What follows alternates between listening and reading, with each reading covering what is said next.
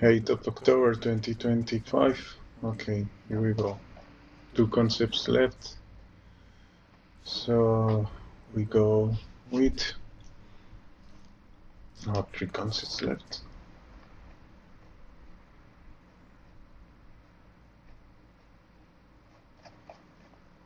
Now we got 2 concepts left. Decentralization and revolutions in history. Okay, yes, yeah. This is more questions. Okay, let's see. There can only be real democracy when decentralization of power in the nation states has been broken and replaced with a diffusion of power in the many power center. How to diffuse power? That's one of the questions. Technology might be able to do it. Now, the larger political needs of our civilization, with its growing unity in one side and its growing national consciousness of the people in the other, were met with the idea of federation. Hannah Arendt talks about federations a lot. United States. She kind of got obsessed with the United States Foundation, too. So yeah, interesting stuff. This sudden uprising of an oppressed people for the sake of freedom and hardly anything else, then we had the privilege to witness. That's the reason why most of the revolutions started, that the revolutions that Hannah Arendt studied. It was specifically, okay, this is in 291 test. Okay, it was specifically the reappearance of the consils, the same organization which for more than 100 years has now emerged whenever the people has been permitted for a few days or a few weeks or months or to follow their political devices without a government or any party or program imposed by the above that Arendt saw as signifying more than anything else in your, okay. So every time there is a revolution, then these concepts start to appear as a kind of the primary forms of organization.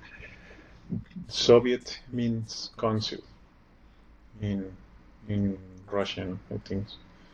Soviet means consul. The Soviets, the consuls, but is not the Hannah Arendt Soviet thing. Actually, I tried to find a better word for it, but I simply couldn't, and I think it will be good to honor Hannah Arendt with the Arendt system of consult as well. Seems to be in the academy, seems to be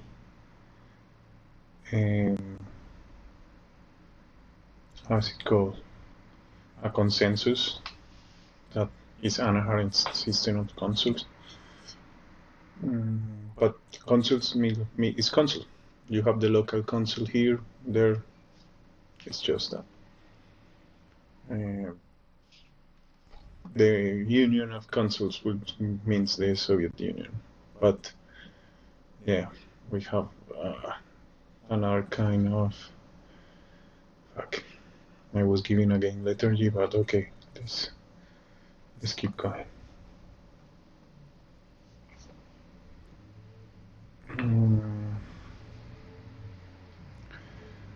This revision intends to find the mistakes made in history. Yeah, that's Hannah Arendt's doing mistakes, etc. They're revising the mistakes in history, etc.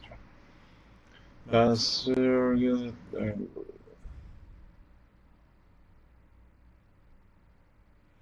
okay, this is important.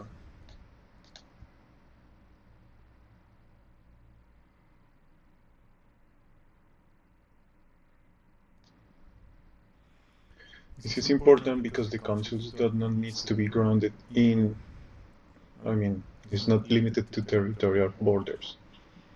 You can have 2 countries sharing one consul.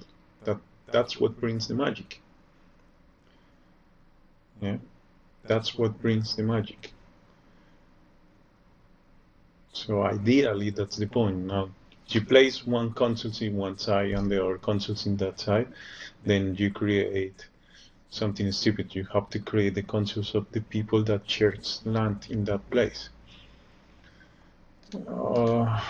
Other, what is the name? Stalingrad? I can't remember what is the name. Kaliningrad? Yeah, right. That will be a nice place to experiment with that too.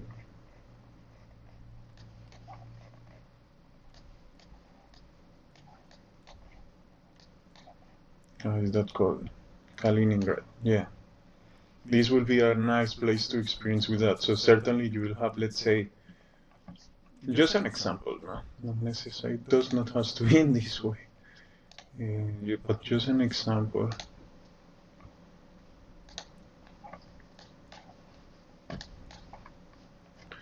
These terrains are kind of homogeneous. Then you will have a consul for the coast, let's say this big.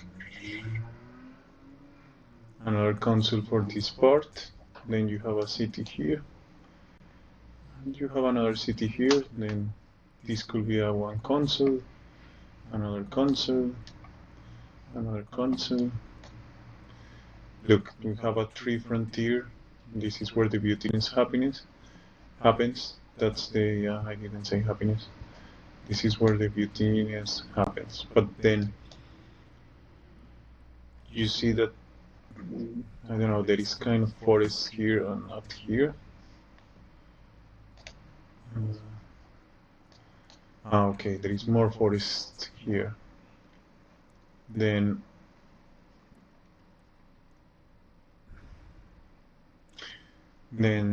you will try to place people who lives in an homogeneous kind of situation, or people who travels comes and forward, because you could have people living here but they work over there, or you could have people living here and happens that they have to travel all along this border to get here.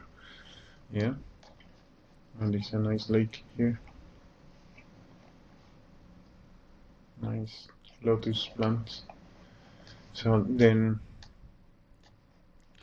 well, but this part, yeah, you will have one consul here, one consul here, one consul here. Yeah, sharing the borders. Yeah, look, this border is relatively homogeneous.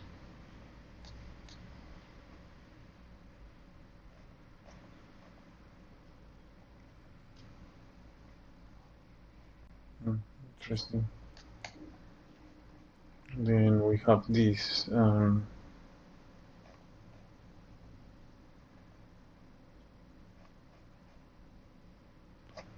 Interesting stuff.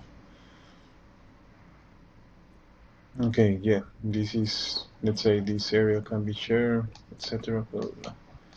There are some areas that are a little bit distinct. So then you will have different consuls. Look, this is the crazy part. Let's say you will have another consul somewhere here. But depending on, you know, because otherwise you can have a consul here, a consul here, a consul here, and who knows if these three consuls agreed to create one kind of union consul. Well, let them be. But the idea is that they share borders. Why? Because maybe this consul is isolated from this consul, isolated from this consul, but then happens that they need to agree on something. And they then create the union of consuls of the three frontier, let's say, Olive, Poland, Lithuania, and Belarus. Yeah? Then it's possible.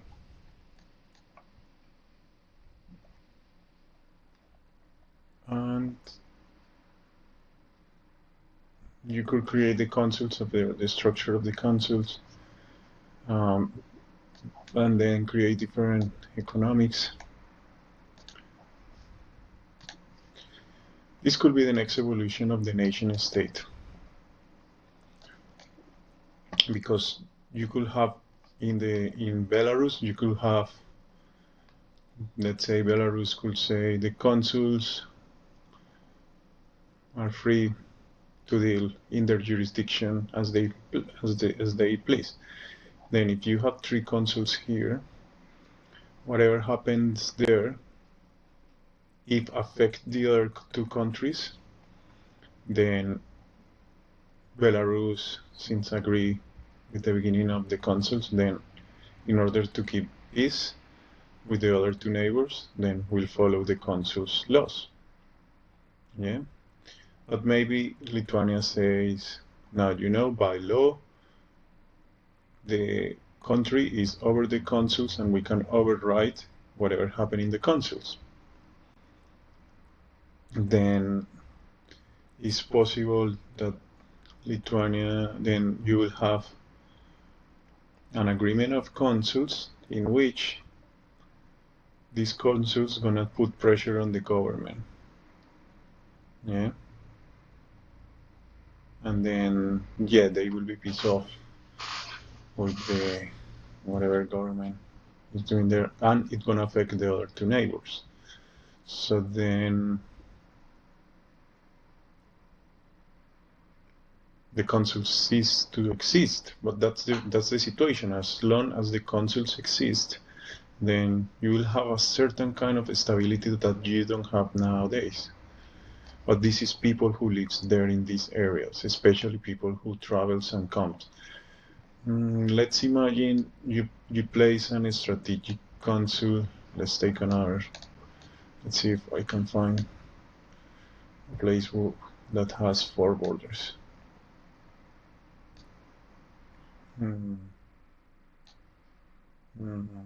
I think 4.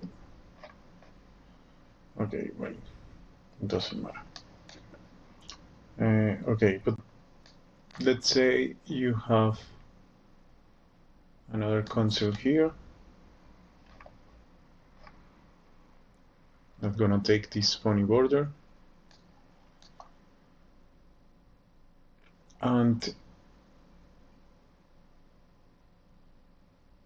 yeah, I forgot what I wanted to say, but I wanted just to complicate the things more. But it's okay. It's fine. Well, let's assume these consuls start to appear in a place in which they get on well. Let's find out, okay, let's say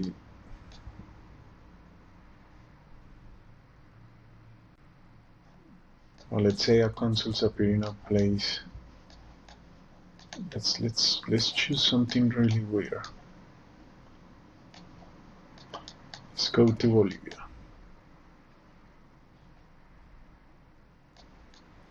Because Bolivia has this border. If Bolivia is really close to the sea, yet this part used to belong to Bolivia, but now Peru took this part, then Chile took it, etc. Very complicated situation. But let's say La Paz has a consul with this area, and yeah, Arica, Bolivia, all this together is a consul. Then they maybe agree to Bolivia to have across to the sea under certain conditions, and it will never become Bolivia.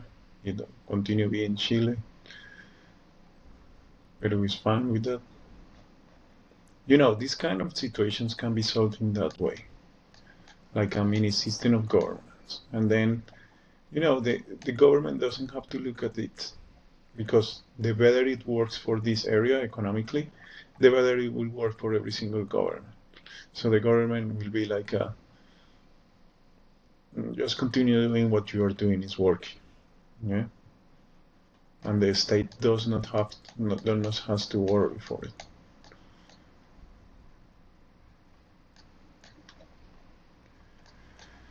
Let's say, I don't know, it could work in the Palestine Israel situation, especially in the West Bank, because you will have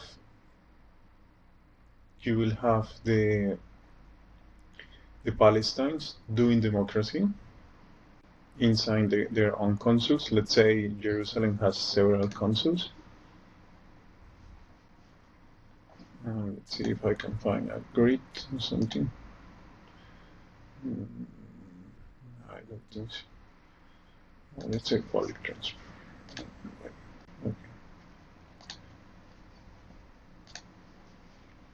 Okay, so we have the West Bank, and then, well, this is mainly this part. Then you will have, let's say, a consul here, a consul here, a consul there, and then you will have the Palestinians participating in that consul. And then, you know, regardless of the ethnia, then what happens if there is, let's say, a Jewish community that wants the majority of something, and Palestinians are a minority, and the Palestinians comes with an argument that is logical, but precisely they agreed before that the council gonna be doing decision making that is logical, then they will have at least a system of law in which the best argument, the deployment of information, will work precisely for have these voices and logic and reasoning enacted. Yeah. So then, let's say they exclude Palestinians, they're gonna also exclude themselves. Then the council died. So, which people will notice the difference between having a council and not having a council.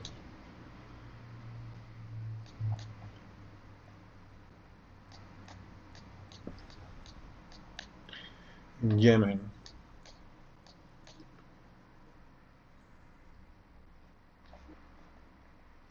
I think that can be a solution post-war that is not necessarily the shock doctrine, that is more mindful and more fair. You will have also the Taiwan situation might be solved in that way. Just a crazy thought. If the whole Taiwan becomes a system of council, and then you have people from mainland coming, participating in the councils, they're all gonna share the land. And then it comes a special system as well, in which people who wants to come for power grabbing and not real participation in a human framework, then we're gonna go to the teachings of Erich Fromm, but that's outside the research for Cardanzo, in which it's possible to create environments in which people who want to take advantage of the situation for their own gains or selfish purposes, egocentric purposes, then is excluded by most of the people, just excluding them. And exclusion as a tool to keep some people out of gaining power. Okay. In Herzberg's and Resman's reading, then the Arendt's space of appearance does not require it can be created between people who do not even live on the same continent. Okay, then is when Hannah Arendt says that it's possible to create, if technology allows, systems of governance that not require land or you sharing the same space, which is perfect for the metaverse. It was especially the reappearance of the consuls, the same organization. Okay, we'll talk about it. And the minimum imperative for the structure of decentralized systems. How they will look like? I think at the beginning I wrote this thinking that they will look in a special kind of situation, but then I noticed that every single consul gonna evolve in their own way. And the more characteristics the consuls share geographically. Maybe it also related to ethnographically. Then it's very likely that they will have similarities. Now, it must be certain in the Constitution as the only inalienable mechanism in which citizen participant can be free. Yeah, there is a minimum ticks that should be in a constitution of the consuls. Every single consul should have a minimum of things, minimum.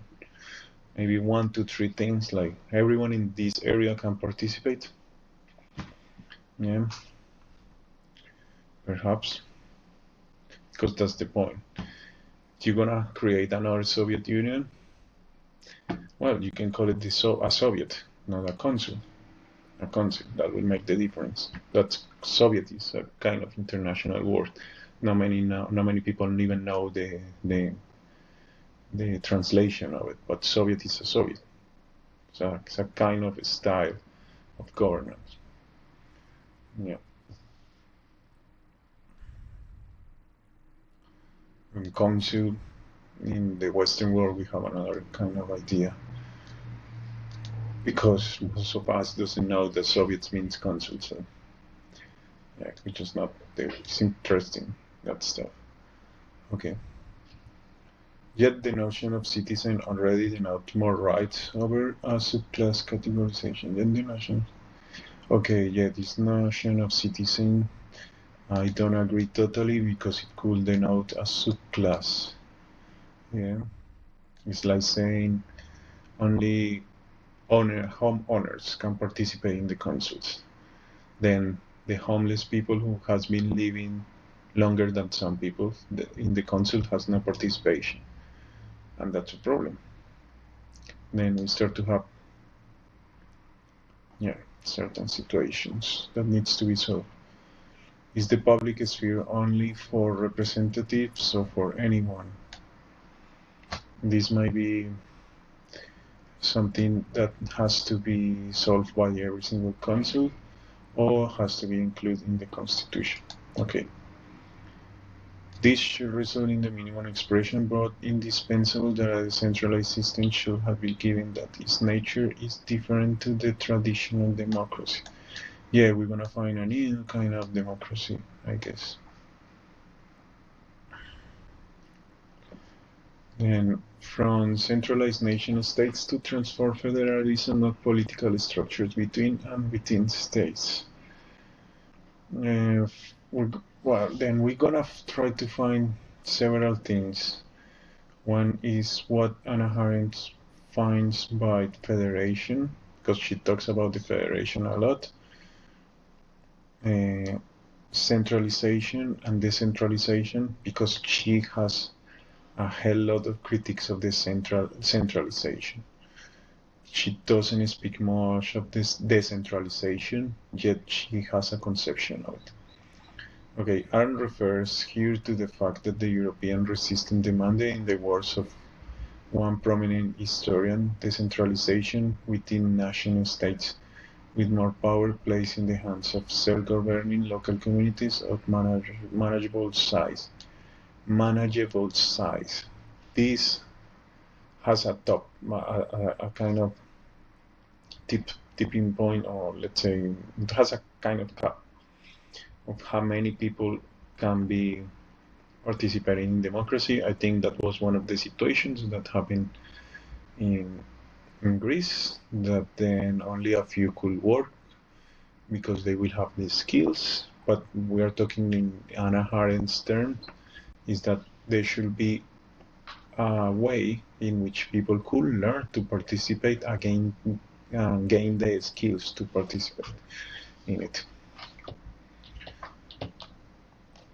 A political principle that which will prevent nations from developing nationalism and thereby lay the fundamentals of an international community capable of presenting and protecting the civilization of the modern world. Okay, let's say we go back to the map.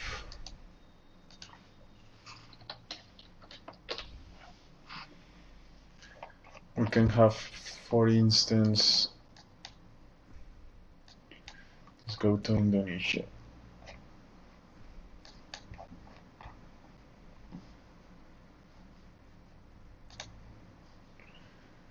We can have, for instance, that, Indonesia has like 300 languages. Let's assume there is an ethnic group here, another ethnic group here, another ethnic group here, another ethnic group. Then you have a consul, and in the consul, these ideas of the ethnic group blur. Maybe the consuls will be so proud that they're gonna create their own flag, not as an extension, but they're gonna respect the other consuls because that's the point. But then they're gonna be proud of participating in the area. They might transform that area. They're gonna be proud that they are doing a good job. Then maybe they're gonna be proud, and there is the possibility to compare. But let's say this consul in Indonesia achieves something that now can be replicated in Turkey. Turkey also shared some funny borders here, in which you have Kurdish and another ethnias, and maybe you will have places in which you will be able, let's say, to coordinate between many. I think if I'm not wrong, this zone has a lot of Kurdish people. But the Kurdish people cannot participate as Kurdish here or there. But maybe they could create a Kurdish consul in between. But okay, no, that's not well said. They can create a common consul in which Kurdish can participate. But this has as well agreed for both states, because there are some unattended borders in the world. Like, let's say, if you live somewhere here, it's okay to cross over there, and yeah, all that sort of stuff. So look, there is someone living here. So if you live here, maybe you're gonna try to visit, I don't know, your friends or somewhere here, and you might know all this area, and you might be a Kurdish, but the other people might not be a Kurdish. But then you go all to the council and you agree things that both countries cannot ever agree, because both countries delegate actually this power to these people so they can thrive. And because they start to thrive economically and they start to do, better off, then the countries will try to preserve those councils. Yeah, but then it will need some experimentation. Obviously, at the beginning, some mistakes will be done. Then the councils will start to have rules. Let's say, okay, you want to participate, these are the rules. You're not gonna insult, you're not gonna do this, you're not gonna do the other, and then we proceed in this way. And I forgot one of the most important things. This might be in the Constitution. It's like you need AI or emerging technologies. You need emerging digital intelligence to say what is logic and what is not logic, as what is true and what is not true. Not necessarily because it's dictated or it's pre-programmed or there is a pre-prompt, but because it's possible to use even a logical language of philosophy in which every single statement becomes a syllogism, and every single statement is break down and transformed through an AI using syllogism, in which logically you will have outputs saying what is logically true and logically not true. And this will be a kind of resolution making process. So technically, in the 80th UN convention, you could program one AI using this kind of, it's like kind of philosophical language to dispute resolutions. There are many of them, and you could take every single speech of every single leader in the world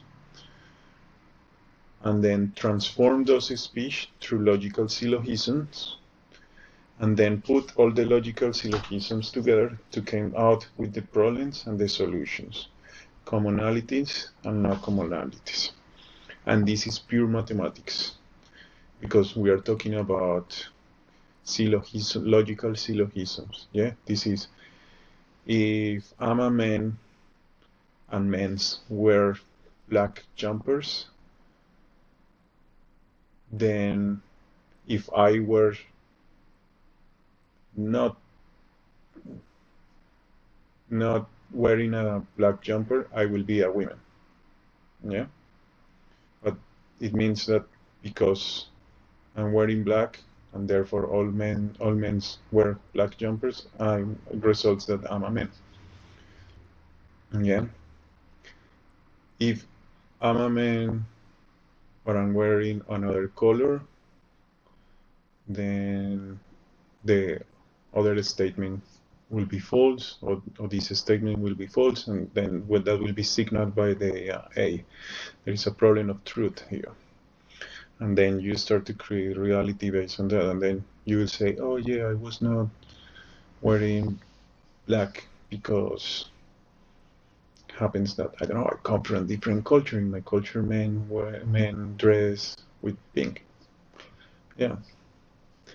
Which is, you know, this idea that depending on the culture, you wear different things. Let's say blue is common for men, but at least I grew up in Colombia in the 90s in which blue was not necessarily for men. So, okay, then we go for the next,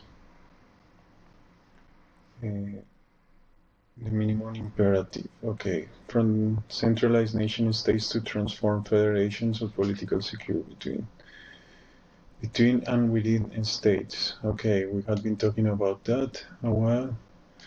The size, this is something to discover, I think, with the praxis in itself. A political principle that which will prevent nations from developing nationalism and will thereby lay the fundamentals of an international community capable of representing and protecting the civilization of the modern world.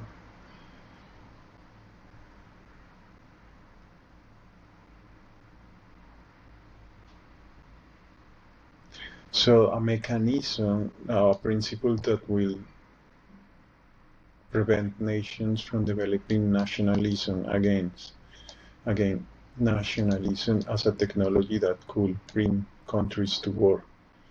Yeah. So one of the things that she argues that maybe power would think, oh, but people might not have identity, there needs to be given an identity. And then we talk about nationalism capturing the state, and now the state capturing what means nationalism. Yeah. When nationalism captures the state, you have things like the Nazis. Advantages. Arendt suggests not only an alternative conception of philosophy, politics, and the relations between them, but also a modern isonomy whose very presupposition in the new kind of relationship, the consul system. Okay, the Hannah Arendt's consul system. Okay, cool. There is no need of land, argument decentralization as a precondition for collective decision-making, transparency, frictionless participation, memory, problem-solving, effectiveness. We have been talking about that. Okay. The need for the preservation of memory. Yeah, this is important. Every single consul should have a kind of Bhattacharya, but hopefully that will be powered by AI, self-distinction and the organized remembrance of the police. So ideally, agendas will source depend from the bottom up. Who knows? It's possible.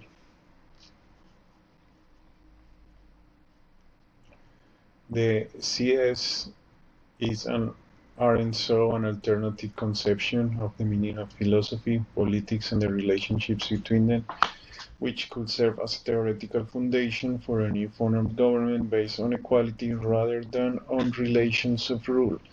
The consil system was in Hannah Arendt's mind precisely this kind of government. So we are talking about a government. The relations of rules is relations of who has the biggest hammer and who can hit better and faster, stronger, etc.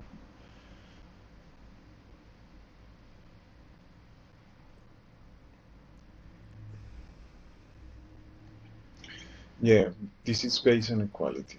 That's one of the foundations of the system. Like everyone should come as it is, as a person. This then, let's say in these consils, then if something like that is implemented in Israel, then you won't have more privilege as a human than other depending on your religion or ethnia. Yeah. So that won't give you any privilege, but just the fact that you are a human brings you some equality. The war councils are still in the infancy. The revolution was able to establish them, but their development requires time and experience. This needs to be evaluated slowly. Only through gradual development, a gradual self-education in the practice of work, council activity, will the workers be able to produce from their own ranks staff of trained representatives able to take full advantage of the new institution. Their creation and development is a more important preparation for a socialist system of society than any forcible act of expropriation.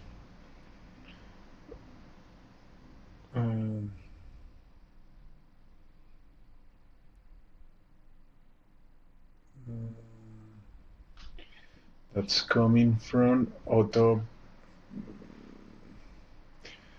This is not a book of Hannah Arendt. This is come from Otto Barres' Two Revolutions in Astro-Marxism. I can't remember why I put it there. Okay. The consil system thus represents a promising alternative to the system of sovereign states and seems to harbor the possibility of embedding human rights in a new framework and meaningful and pluralistic political communities. Wow, yeah, this is amazing. The consil system does represent a promising alternative to the system of sovereign states and seem to harbor the possibility of human rights in a new framework. What is the role of philosophy and politics in the council? Well, all this is for exploration. Then, so the council system will work in such a way in which I do not participate. Some people participate, I don't like, but suddenly I see that, oh, my garden, the council should have my garden fixed because the grass is super tall. Then, damn, I have to go to the council and participate because it's not just it's not in front of my home that my garden is all green. It's every single garden in the suburb, in the council. Then I go to the council and I go there, and they tell me, you want to participate? Have you participated before? And I say, no, okay, there is one day in which you can participate because you do not participate that often. Therefore, you cannot take the microphone that soon, or you cannot take it as long as others who are more compromised than you in make this better consul. Then you should go this day, because we have an open mic once a week, and complain about it. Now, if you want to go every day and participate, then we have collected and compiled this course that you're gonna do online, and we're gonna teach you two things: how to participate and all the history and whereabouts of the subjects that we are discussing right now, so you can catch up with that. Once you finish that course, you will have the license to join every single day, yeah? And you can join at this specific time every single day, because right now, let's say the seniors who has been longer there, then they will be discussing publicly other things, because transparency seems to be the transparency is one of the things that's gonna happen here as a must. Okay, then the seniors gonna be talking there, and you're just gonna watch them talk, and when it comes your turn, after you have done that, then you participate. If eventually you become a senior, because we agree that the seniors should have these minimum requisites, that's not out of me to decide, that's out of every consul, then you will be able to participate as a senior, yeah? But the idea is that those who are the most compromised are the ones who spend more time, yeah? Then we're gonna define what is an expert, what is not an expert, because this problem's gonna come in the future, as also there might be people who just want power and who just want attention, but they don't want to solve anything about the concept, yeah? Then that's gonna be also explored through in another setting. I'll try to see if I could find that, but that's outside the research, yeah? Because it requires a cultural change that has not even been created yet. Okay. Now I can participate in the consul. I want once a day. I solved my problem just going once. Now they are fixing every single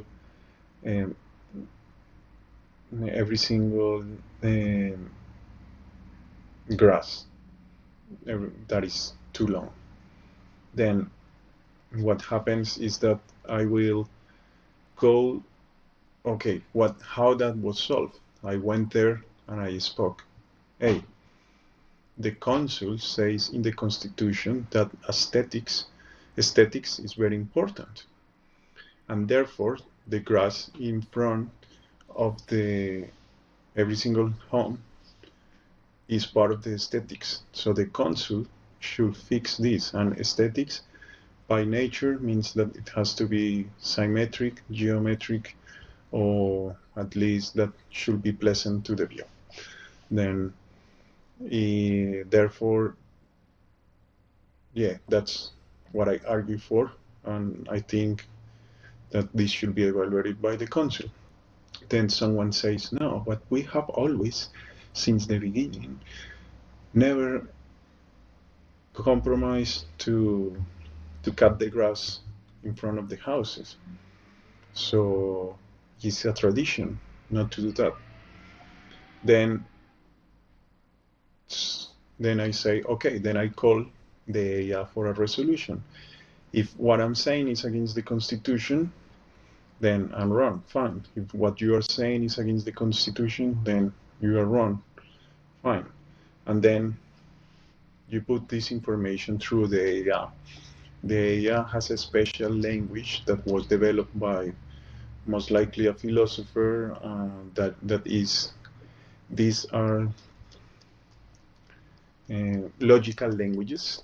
That's the name of it, logical languages, in which you will never have a dispute because every single sentence try to be defined as much as possible without nuances.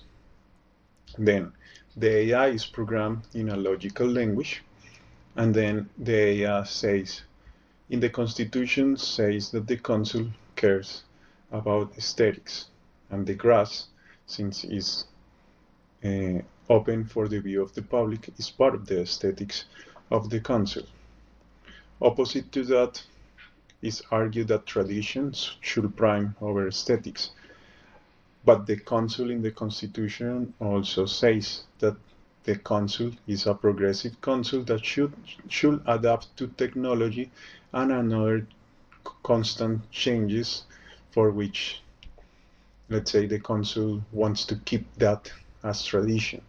Then tradition is not rooted in conserving, tradition is rooted in conserving the change. So therefore, if there is a change that contributes for better aesthetics, then it means that we have 2 points in favor against myself who wants to cut the grass in front of the homes, etc. And the other person has not non-logical argument in his favor. Then I was able to change the council's policy on cutting the grass in front of the houses, and now everyone lives in a more aesthetic world somehow, let's say.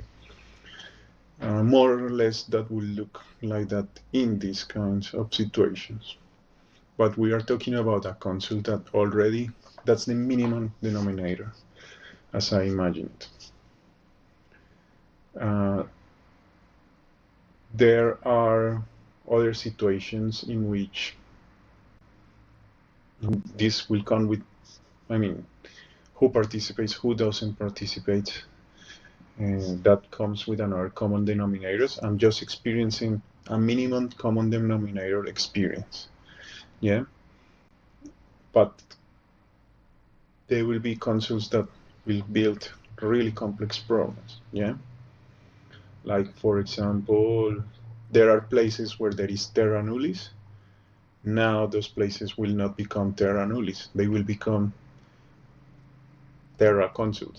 So whoever lives around, they can create consuls in which they're gonna share that land. Yeah, and this follow a pattern in nature. Yeah. So, okay, it's 48 minutes.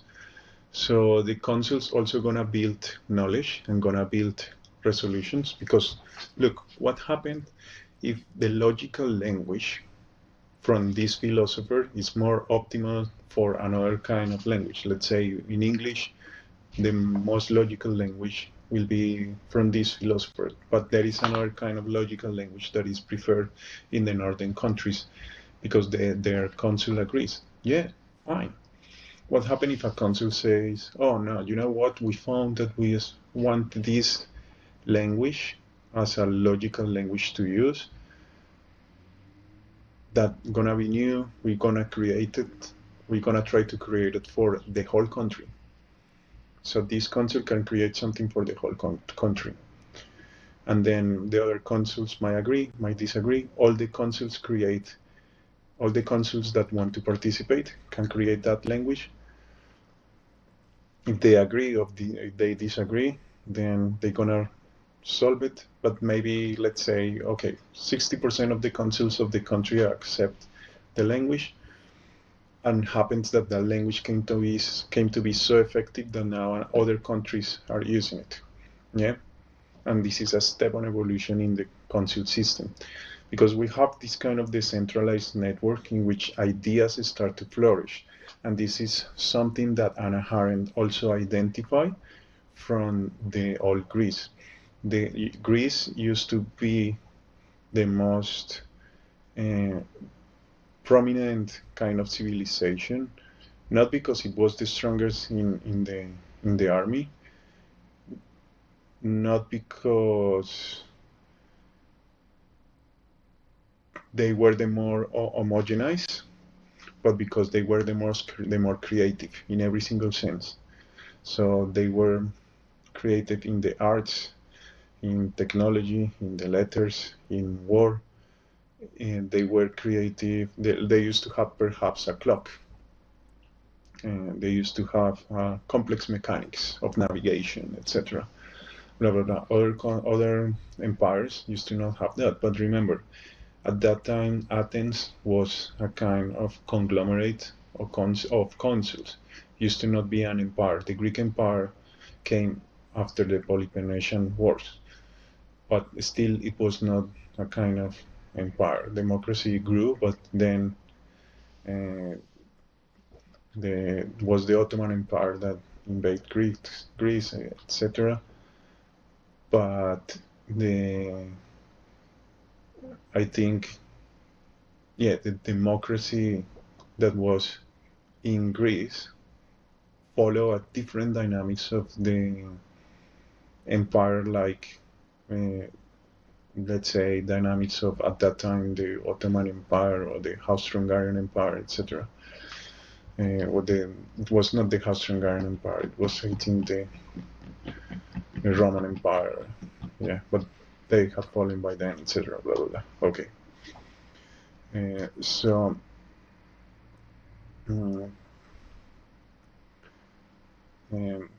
Yeah.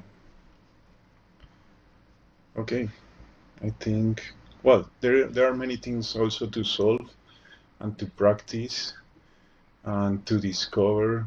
But for Catalyst, then maybe a console can be for developers, and some of those developers can be in the management. A console can be for management itself, or another console can be depending on the different roles. Yeah, and that's the point. The point of Catalyst is to catalyst. They all set the goals, and maybe for each goal they're gonna create a console. People might move between consoles, or maybe people cannot move between consoles. That's up to decide for Catalyst. Yeah.